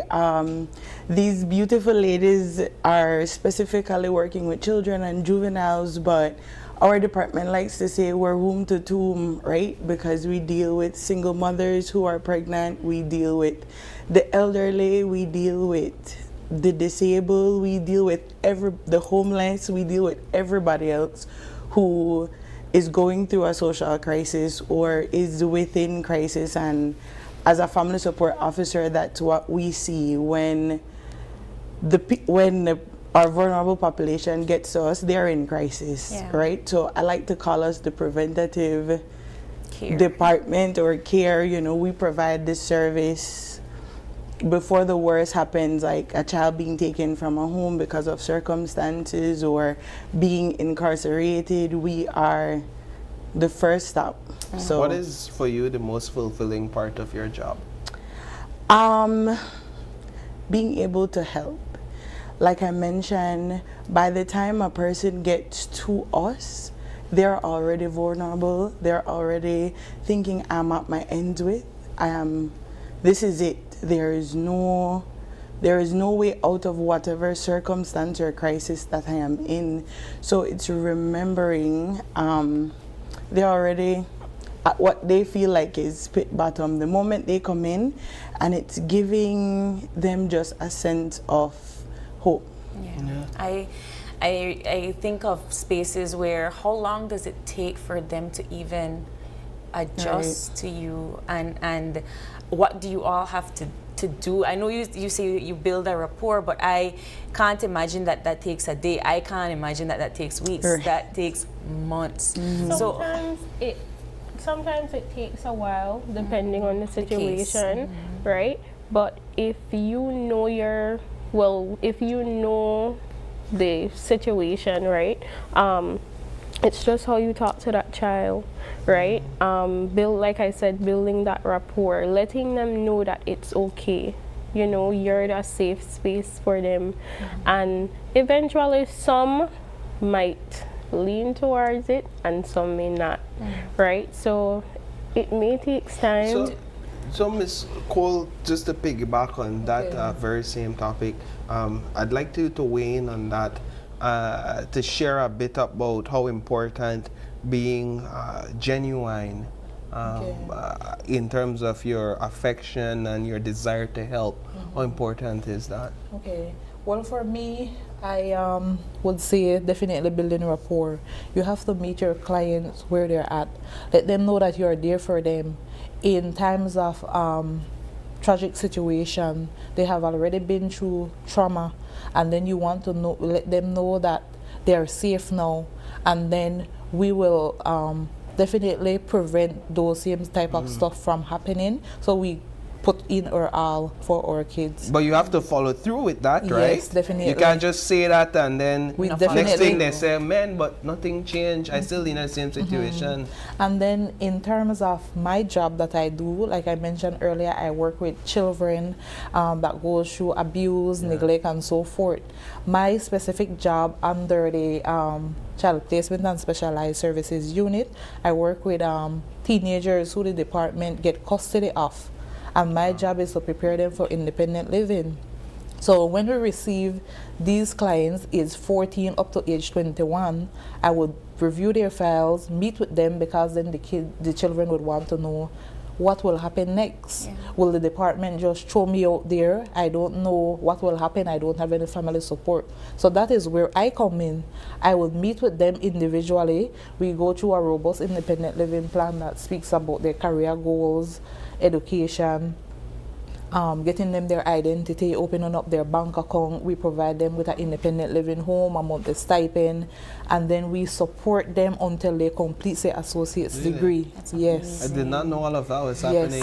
I was going to ask about the rehabilitation process, not just for independent living, but for some of these kids that they have to go back to that environment. So you have assisted them. You are a teacher, you're a counselor, you're a therapist, you're everything, you're a mom, really, in one thing, and then you have to send them back. Sometimes we try not to put them back into that environment that they were before because of all the trauma that they had entailed and all of that. So like Miss Cole said, we would try to find a home for them depending on the age, or family support. If they have a family that is willing to take them, you know, in a different environment, then we would lean towards that. We would get support from that family, just because we don't want them to go back to that environment where they were. So we would put them with family. How does, and I don't know if this falls under any of your departments, but how does foster care work in Belize and adoption agencies?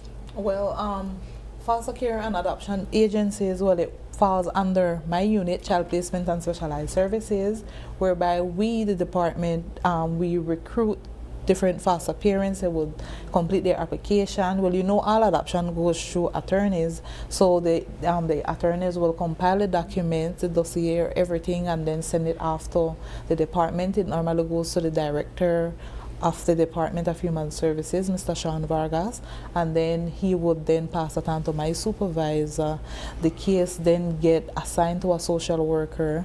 Then we would review all the documents, ensure that everything is there. Then we would reach out to the family to gather the necessary information that we need to furnish those reports to the court. I think that I don't know how much people recognize all of, because this, I know you're giving me the rundown, but I know that that's not like a 1 day, 2 day thing. That's like a process. That is a process. And you have to be extremely qualified to be a foster parent, right, or adopt a child.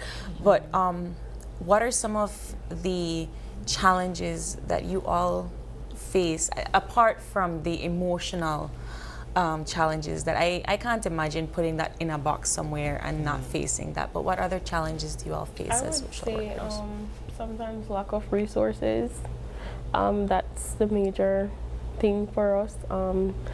I know, like, we would want to help these people, our clients and stuff like that, but resources are limited, you know, and I hate have to say, you know, I will help you with this, or we will do this for you, and then when the time is coming, then, you know, I'm getting those calls and miss, you promised me this, and we can't really, you know, give it to them due to the lack of resources. Anybody else want to add any other challenge that comes to mind, Miss Young?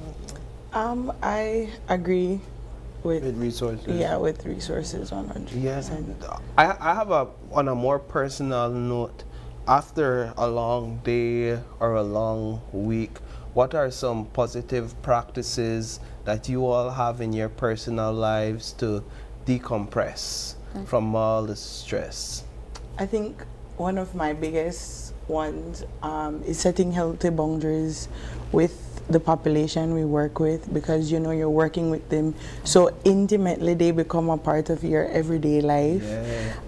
So I have a little rule, and I always tell them, you know, when that clock hits, if I'm not working in the field over a certain time period, because we do,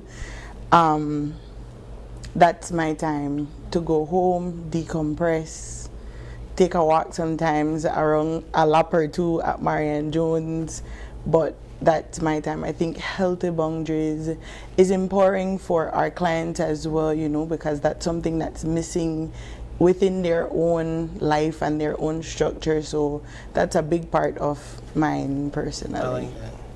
I would say for me, self-care days, going to do my nails, going to get a massage, and all of that. So self-care. For me, just yes. Self-care. Yeah.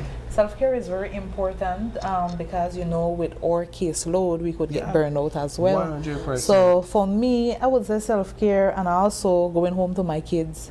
So that is a positive thing. When I am with them, I could say, okay, well, it's family time now. Yeah.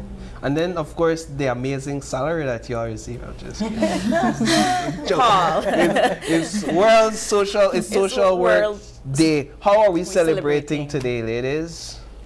We're going to work. Sounds like my type of celebration. After work. Y'all like any activities we to have highlight? an activity plan on Friday, I believe. We're all meeting. All 3 departments are meeting, and we're coming together for some R&R and much needed togetherness, because we are each other's support, you know, and that's, we lean on each other for everything. There's not one that doesn't need the other. So we're definitely having some reggae fun. Reggae fun. on Friday. On Friday. I think that, first of all, I think that the recognition of social workers, that all the hard work that you do is it goes very much unrecognized.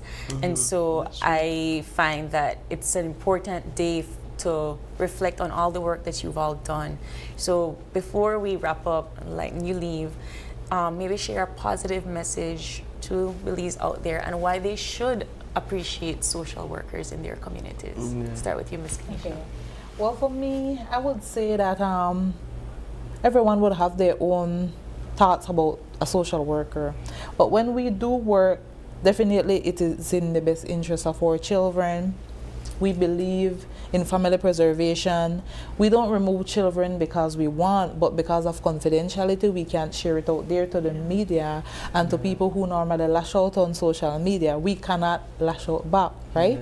So due to confidentiality and also being professional. It makes sense. So for me, I would want to encourage our viewers to apply to be foster parents. Because we definitely need foster parents. We have children in institution. You can also apply for adoption. We have children who are up for adoption. So they can send in their application to the Department of Human Services, 2nd floor, Child Placement and Specialized Services Unit. I like that. You're always working. Always working. Like, apply, guys. I would say the work that we do is for the best interest of the child. It's never, just because we want to do this. It's always for the best interest of the child. And I just would like for everyone to appreciate social workers more and don't think that we just take with kids because it's not that. I'm in the media, so I get the complaints. And so I appreciate this perspective a whole lot, and I understand that you all can't speak out and latch out and even defend yourselves when I'm sure deep down, like, I would have watched or something. So I get it. Kimberly? Especially for what we do, I think one positive thing I would want to leave is the empowerment of self, because that's my job as a family support officer, is to empower everyone that I come in contact with, and to have the community remember that, you know, social work is not an isolated field. It takes not just us. It is not done within our own wills and powers or just our ministry, but it is done with the help of the community, you know. So that's what I would want to leave, that it helps when you help. Indeed. And happy World Social Work Day, ladies. Thank you. We take a quick break and we'll be back to wrap things up. Don't go away.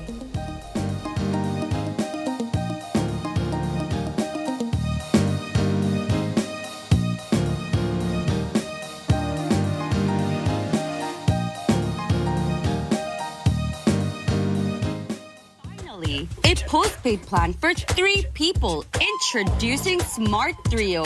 Why pay for mobile service alone when you can share and save? Get unlimited national calls, texts, plus 100 gigabytes of shared data. And the best part? It's only $135. That's right, as low as $45 per person. Perfect for small families, couples, or close friends. Smart Trio. 3 lines, 1 smart choice. Sign up now and you could win a Trio getaway to San Pedro for 3. Visit us at www.smart-bz.com for more information or sign up at any showroom today. Smart, bringing people together.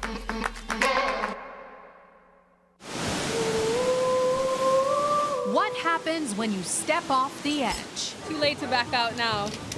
He said I'm ready. No, I'm not.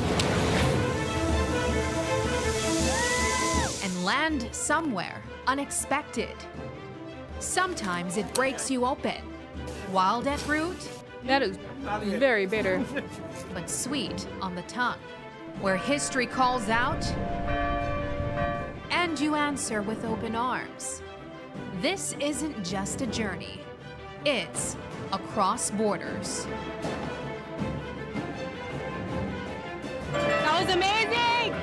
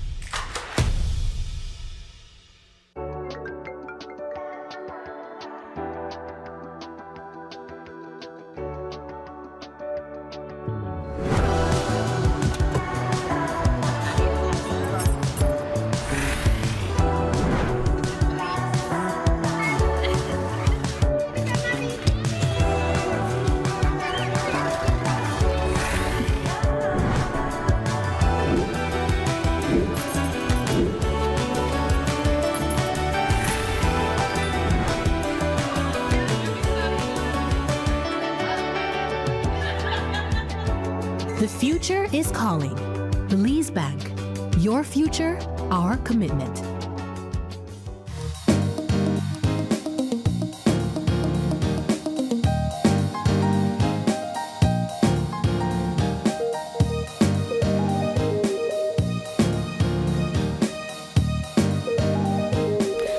Welcome back and thank you so much for sticking with us till the end. We are wrapping up our Tuesday morning here in Open Your Eyes, and we just want to say thank you to all of our guests. Thank you to all of our viewers for supporting us every single day here at OYE. And we also want you to remind you guys that tonight at 7:30 p.m. you don't want to miss the Across Borders debut. That's going to be a wonderful journey with Sabrina Daly. So don't miss that. It's coming on right after the news at 7:30 p.m. It is March 17th. If it is your birthday today, happy birthday to you. And if you have a birthday shout out or just a question or a concern, drop us a line right here at oye@greaterbelize.com. You can also catch us live on our social media as well as live on Facebook. That's Open Your Eyes BC. We also have Instagram for all the behind the scenes highlight. That's OYE Belize. And then at 6:25 in the morning, we go live on TikTok, and we also have behind the scenes content there. That's openyoureyes.bz. And then of course you have WhatsApp. We have our WhatsApp number, so you can call us or text us at 675-2555. But please do us a favor and join us again tomorrow when you open your eyes and start your morning right. So then, keep your eyes, your minds, and your corazon, your heart, wide open.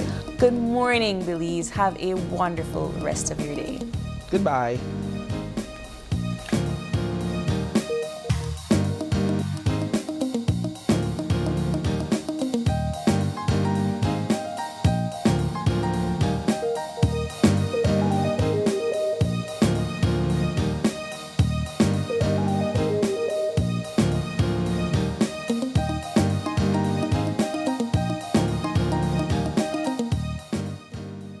in Your Eyes was brought to you by the Belize Bank, our country, your bank, and SMART, bringing people together.